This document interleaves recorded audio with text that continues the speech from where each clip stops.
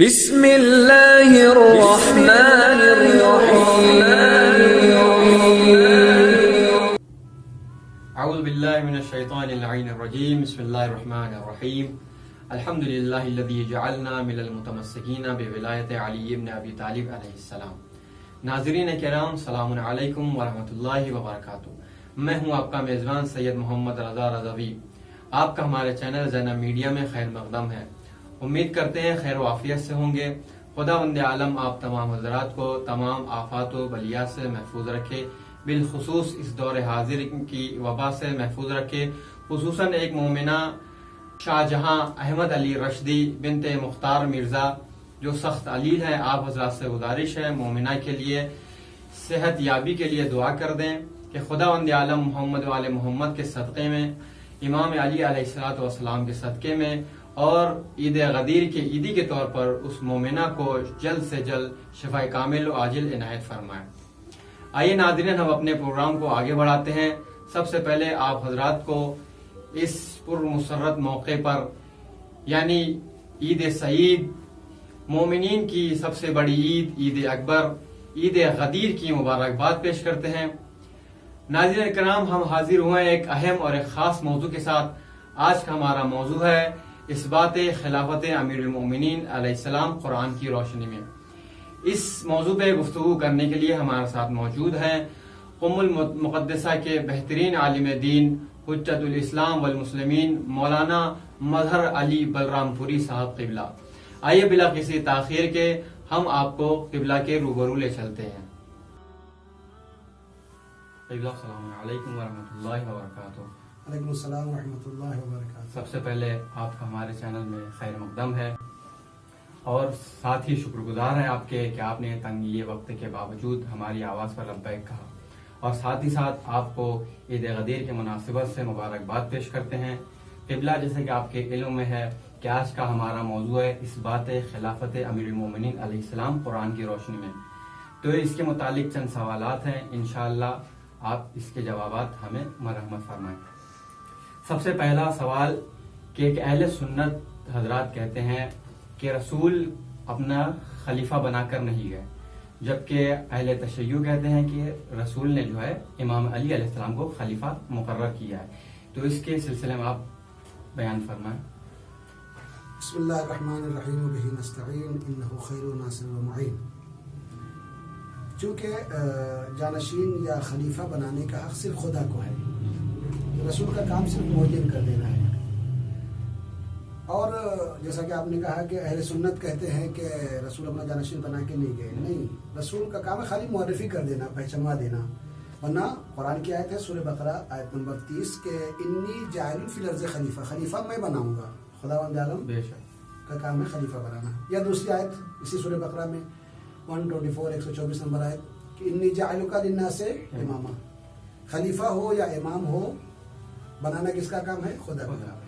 تو اب آئیے خداوند عالم نے یہ دیکھنا ہے کہ آیا خداوند عالم نے اپنے رسول کا بھی جانشین بنایا یا نہیں بنایا، معین کیا کہ نہیں کیا۔ تو ہم قرآن کی روشنی سے، چونکہ اکثر لوگ یہ کہتے ہیں کہ ہمیں قرآن سے دلیل چاہیے، تو ہم آج چاہیں گے کہ قرآن ہی سے دلیل پیش کریں گے خداوند عالم نے اپنے رسول کے ذریعے معرفی کروایا جانے سے پہلے۔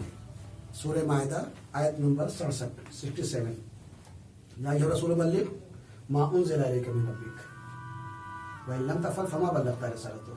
آیت نازل ہوئی کہاں؟ غدیر خم میں۔ کون کہتا ہے؟ اہل سنت کے مفسرین۔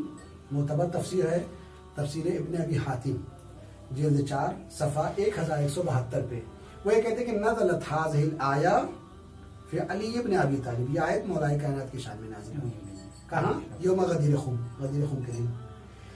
کون کہہ رہا ہے؟ تفسیر ابن ابی حاتم، معتبر تفسیر ہے، اور ایسی معتبر تفسیر ہے کہ جس کو ابن تیمیہ نے منہاج السنہ جلد 7 صفحہ 178 اور 179 پہ وہ کہتے ہیں کہ یہ تفسیر ایسی ہے تضمن منقولات التي تعتمد علیہا فی التفاسیر، یعنی ہم اس پہ اعتماد کر سکتے ہیں، یعنی گویا اہل سنت کے معتبر یا کہا وہابیوں کے سب سے مین ابن تیمیہ نے منہاج السنہ میں کہا کہ یہ تفسیر قابل اعتبار ہے، اور ابن ابی حاتم نے کیا کہا کہ یہ آیت علی کے شان میں نازل ہے۔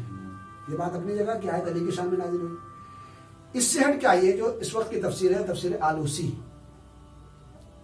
وہابی مذہب خود سعودی میں پیدا ہوئے. روح المانی کی تفسیر ہے. انہوں نے جلد 6 صفحہ 193 پہ کیا لکھا؟ یا ایھا الرسول بلغ ما انزل الیک من ربک، اے رسول پہنچا دو اس پیغام کو جو آپ پہ نازل کیا جا چکا ہے. وہ کیا پیغام ہے؟ اب یہ کہتے ہیں، انہوں نے ابن مسعود سے نقل کیا ہے، آلوسی نے. یہ وہابی ہیں، ان کی تفسیر ہے روح المانی آلوسی کی. اور وہ نقل کرتے ہیں کہ ہم لوگ اس آیت کو ابن مسعود سے نقل کرتے ہیں کہ ہم لوگ کنا نقرأ علی عہد رسول اللہ، ہم لوگ عہد رسول میں زمانے رسول میں اس آیت کو کس طرح پڑھتے تھے؟ یا ایھا الرسول بلغ ما انزل الیک من ربک، اے رسول پہنچا دو اس پیغام کو جو آپ پہ نازل کیا جا چکا ہے. وہ پیغام کیا ہے؟ ان علیا ولی المؤمنین، یہ پہنچانا ہے. وَإِن لَمْ تَفْعَلْ، اور اگر آپ نے اس کو نہیں پہنچایا فَمَا بَلَّغْتَ رِسَالَتَهُ، تو آپ نے رسالت کا کوئی کام انجام نہیں دیا. یعنی گویا اب آپ کو یہ اعتراض یہ کرے کہ بھائی آپ کہتے ہیں کہ قرآن سے علی کا نام دکھائیے، تو ہم آپ کہہ سکتے ہیں کہ بھائی قرآن آپ تفسیر دیکھ لیجیے آلوسی کی. خود آلوسی کہتے ہیں کہ یہ جملہ قرآن میں تھا، یا یہ کہا جائے عہد رسول میں جملہ تھا اِنَّ عَلِيًّا وَلِيُّ الْمُؤْمِنِينَ. اور اگر آپ نے اس کو نہ پہنچایا تو اب کیا کیا رسول نے جب یہ آیت. دوسری تفسیر بھی میں پیش کر دوں، اس زمانے کی تفسیر، تفسیر در منصور ہے، سیوطی کی لکھی ہوئی ہے، جلد 2 صفحہ 298. اس پہ تفسیر میں سیوطی نے لکھا کہ ہم لوگ، انہوں نے بھی ابن مسعود سے نقل کیا کہ ہم لوگ زمانے رسول میں اس آیت کو اس طرح پڑھتے تھے. کس طرح؟ یا ایھا الرسول بلغ ما انزل الیک من ربک. وہ کیا پہنچانا؟ ان علیا مولا المومنین، پہنچا دیے کہ علی مومنین کے مولا ہیں. وَإِن لَمْ تَفْعَلْ، اور رسول اگر آپ نے نہیں پہنچایا. تو ابھی کیا ہوا؟ یہ آیت نازل ہوئی غدیر خم میں، یہ ثابت ہوا ابن ابی حاتم سے. اور اس کے بعد اس زمانے سے آیت اس طرح پڑھی جاتی تھی. رسول نے اس آیت کے شان نزول کے بعد، نزول نازل ہونے کے بعد سب سے پہلے کیا کیا؟ غدیر میں روکا.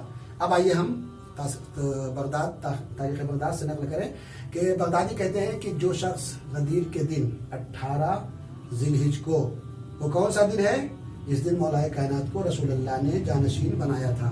اس دن جو کوئی روزہ رکھتا ہے تو ایک روزے کا ثواب اس کو 60 مہینے کے روزے کے برابر ملے گا. کیوں؟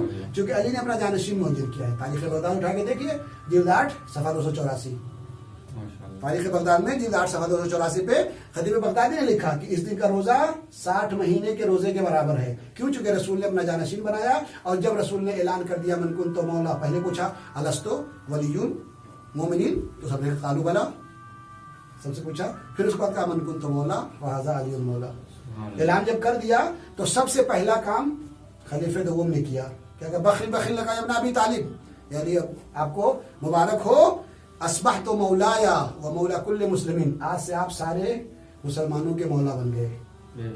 اب جب انہوں نے جیسے ہی اٹھ کے مبارکباد پیش کر دیا، وہیں پہ فوراً مولا کائنات کے شان میں دوبارہ آیت آئی الیوم اکملت لکم دینکم واتممت علیکم نعمتی. فوراً آیت نازل ہوئی کہ ہم نے آج سے دین کو کامل کر دیا. یہ ہمارے پاس سب سے بڑی دلیل ہے کہ ہم اب یہاں پہ ایک سوال ذہن میں آتا ہے، وہ میں جلدی آپ کی خدمت میں تبلیغ کر دوں. وہ یہ کہتے ہیں کہ ولی یہاں لفظ استعمال کیا ہے رسول نے.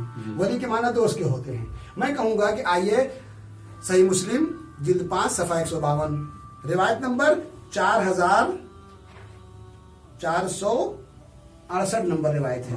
اس میں کیا کہتے ہیں وہ 4468 روایت میں جلد 5 صفحہ 152 پہ صحیح مسلم میں ہے کہ وہ خلیفہ دوم کہتے ہیں فلما توفی رسول اللہ قال ابو بکر انا ولی رسول اللہ، میں رسول اللہ کا ولی ہوں. اب یہاں پہ ولی کے معنی کیا ہے؟ ولی کے معنی اگر یہاں بھی دوست کے ہیں تو آپ وہاں بھی دوست کے معنی لیں گے. لہٰذا ہمارے پاس یہ دلیل تھی کہ ہم نے کہا کہ مولا کائنات نشین رسول ہے، آیت کی نظر سے ہے. جزاک اللہ قبلہ، بہت ہی عمدہ بہترین جواب. خداوند عالم آپ کو اس کا اجر دے. اور ہم امید کرتے ہیں کہ انشاءاللہ ہم پھر حاضر ہوں گے نئے موضوع اور نئے مہمان کے ساتھ. تب تک اپنا خیال رکھیں. خدا حافظ، فی امان اللہ. صدق اللہ العلی العظیم.